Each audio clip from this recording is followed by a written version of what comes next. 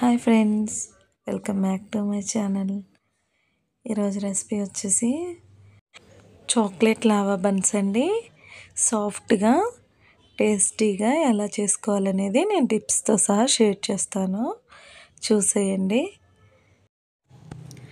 ఒక బౌల్ తీసుకొని అందులోకి గోరువెచ్చగా ఉన్న పాలని 60 ml తీసుకోండి. అందులోకి ఒక 1 spoon sugar, 1 spoon dry east అండి యాడ్ చేసేసుకొని అంతా కలిసేలాగా మిక్స్ చేసేసుకోండి. ఇలా అంతా మిక్స్ చేసుకున్న తర్వాత దీనిపైన ఒక లిడ్ పెట్టేసి ఒక 10 to 15 minutes పక్కన పెట్టేసుకుంటే ఇలా పర్మెంటేషన్ అవుతుందండి డ్రై ఈస్ట్ అనేది. చూసారు కదా,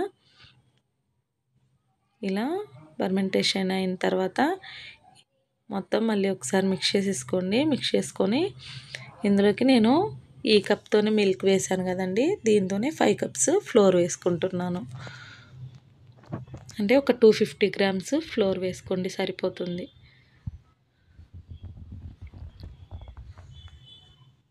మీ కప్స్ మెజర్మెంట్స్ అయితే 5 cups వేసుకోండి, గ్రామ్స్లో అయితే 250 grams సరిపోతుంది.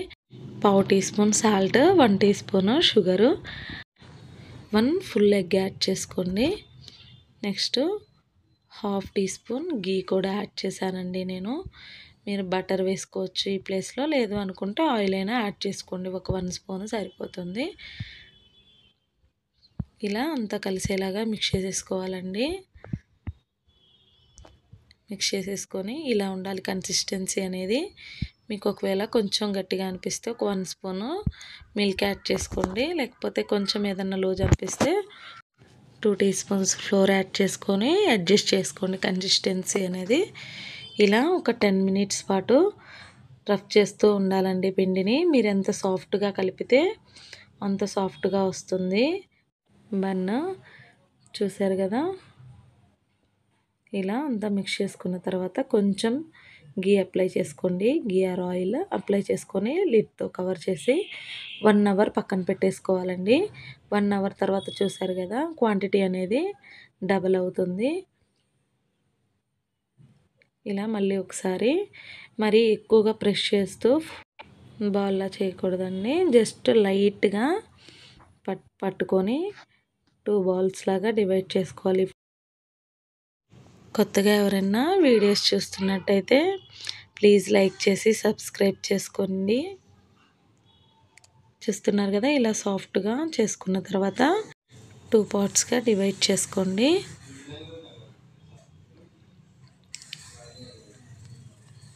ఇలా చేసుకున్న తర్వాత దీన్ని బాల్లో చేసేసుకోండి. చేసుకొని దీనిపైన కొంచెం ఫ్లోర్ అప్లై చేయాలండి. పొడి పిండి వేసుకొని మనం రోటీలాగా రుద్దేసుకోవాలి.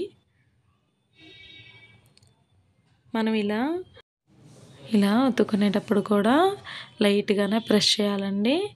ఇలా లైట్గా ప్రెస్ చేస్తూ పొడిపిండి చల్లుకుంటూ స్ప్రెడ్ చేసుకోవాలి. అంతా కూడా మరీ పలుచగా కాకుండా మరీ మందంగా కాకుండా మీడియం సైజులో ఉండేలాగా చూసుకోండి, సరిపోతుంది.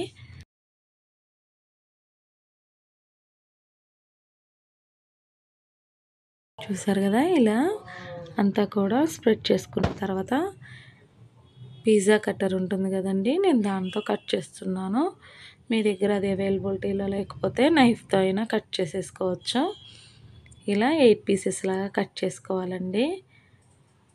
కట్ చేసుకున్న తర్వాత దీనిలో నేను చాక్లెట్ అండి, dark chocolate compound, milk chocolate compound mix చేసి ఉన్నాయండి పీసెస్. ఇలా కొంచెం ఇందులో పెట్టేస్తున్నాను. ఇలా అయినా పెట్టేసుకోవచ్చు, లేకపోతే మీరు మెల్ట్ చేసుకొని లైట్గా మెల్ట్ చేసుకొని కొంచెం డ్రై అవుతున్నప్పుడైనా పెట్టేసుకోవచ్చండి. నేను ఇలాగే పెట్టేస్తున్నాను. ఇలా పెట్టేసుకున్న తర్వాత సైడ్స్ అంతా కూడా ఫింగర్స్తో ఇలా ఒత్తుకోవాలండి. తర్వాత నెక్స్ట్ ఇలా ఫోల్డ్ చేసేసుకోవాలి. అయిపోయిందండి. చూసారు కదా, నేను ఇంకోటి కూడా ఒకసారి పెట్టి చూపిస్తాను. మీకు ఒకవేళ ఇలా అంటుకోవట్లేదు అనుకుంటే జస్ట్ అట్లా తడి అప్లై చేయండి. తడి అప్లై చేసి ఇలా ఫింగర్తో ప్రెస్ చేసేసుకోండి. ఇలా ప్రెస్ చేసేసుకున్న తర్వాత లాగినట్టు అనాలండి. లాగినట్లు అనేసి ఇలా ఫోల్డ్ చేసేసుకోవడమే. అయిపోయిందండి. నేను ఇందులో డార్క్ మిల్క్ కాంపౌండ్ కాంబినేషన్ ఒకటి చేశాను. నెక్స్ట్ వచ్చేసరికి ఇది వైట్ చాక్లెట్ అండి. వైట్ చాక్లెట్తో కూడా చేశాను. అది కూడా నేను ఒకటి చూపిస్తాను. సేమ్ అండి, ప్రాసెస్ సేమ్, బట్ కాకపోతే వైట్ చాక్లెట్ అండి చేంజ్ చేసాము చాక్లెట్ని. ఇలా చాక్లెట్ పెట్టేసుకొని సేమ్ అండి ఫింగర్స్తో ఇలా ప్రెస్ చేసేసేయాలండి ఎడ్జెస్. ఇలా ప్రెస్ చేయడం వల్ల ఏంటంటే చాక్లెట్ అనేది బయటికి రాకుండా ఉంటుంది బేకింగ్ అవుతున్నప్పుడు. ఇలా ఎడ్జ్ పట్టుకొని కొంచెం లాగేసి రోల్గా చుట్టేసుకోవడమేనండి. చూసారు కదా, ఇలా డిఫరెంట్ షేప్స్లో చేసుకోవచ్చండి. ఇలా అన్నీ ప్రిపేర్ చేసుకున్న తర్వాత ఒక 1 అవర్ పక్కన పెట్టేసేయాలండి. పక్కన పెట్టేస్తే సైజ్ అనేది డబుల్ అవుతుందండి. నెక్స్ట్ ఒక ప్యాన్ తీసుకొని ప్రీహీట్ చేసుకోవాలండి. ప్రీహీట్ చేసుకుని నేను ఇలా స్టాండ్ పెట్టుకున్నానండి. బాటంలో పెట్టేసి ప్లేట్ ఇందులో పెట్టేశాను. ఒక 15 to 20 మినిట్స్ బేక్ చేస్తే ఇలా బేక్ అయిపోతాయండి. దీనిపైన నేను ఎగ్ కూడా స్ప్రెడ్ చేశానండి. లేదు అనుకుంటే ఎగ్ ఇష్టం లేకపోతే బటర్ అయినా స్ప్రెడ్ చేసేసుకోవచ్చు. చూసారు కదా ఎంత పర్ఫెక్ట్గా వచ్చాయో. ఇలా దీనిపైన నేను ఐసింగ్ షుగర్ను స్ప్రెడ్ చేస్తున్నానండి. లేదు అనుకుంటే అలా అయినా తినేసేయచ్చు. పిల్లలు చాలా బాగా లైక్ చేస్తారండి. చాలా అంటే చాలా బాగుంటాయి. ప్రాసెస్ కూడా చాలా ఈజీగా చేసేసుకోవచ్చు. ఈ రెసిపీ మీకు నచ్చినట్లయితే మీరు ట్రై చేసి మీకు ఎలా వచ్చిందనేది నా కామెంట్స్ రూపంలో తెలియజేయండి. Thank you for watching.